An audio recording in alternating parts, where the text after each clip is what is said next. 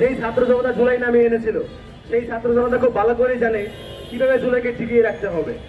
যে আওয়ামী লীগের কবর বাংলা মাটিতে রচিত হয়ে গিয়েছে, সেই আওয়ামী লীগকে আর কোনোভাবেই বাংলা মাটিতে ফিরে আসতে দেওয়া হবে না। যে আপনারা দেখেছেন লাস্ট কয়েকটা দিনে কিন্তু আওয়ামী লীগ দেশের বিভিন্ন জায়গায় মিছিল করেছে, জয় বাংলা স্লোগান দিয়েছে।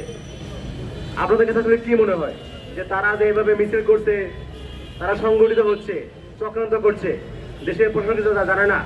এই উনি আসলেন আমলে বিএনপি জামায়াত কোন চিপায় গিয়ে প্রোগ্রাম করতো, কোন দূরে চড়ে গিয়ে প্রোগ্রাম করতো, তাও তারা খুঁজে বের করে ফেলতো।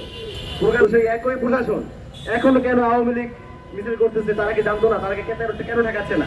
তারা ইচ্ছে করে আওয়ামী লীগকে সুযোগ দিচ্ছে, আওয়ামী লীগকে সংগঠিত করার চেষ্টা করা হচ্ছে।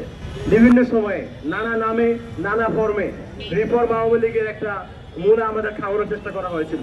যে ছাত্র জনতা জুলাই নামিয়ে এনেছিল সেই ছাত্র জনতা খুব ভালো করে জানে কিভাবে জুলাইকে টিকিয়ে রাখতে হবে। যে আওয়ামী লীগের কবর বাংলা মাটিতে রচিত হয়ে গিয়েছে, সেই আওয়ামী লীগকে আর কোনোভাবেই বাংলা মাটিতে ফিরে আসতে দেওয়া হবে না।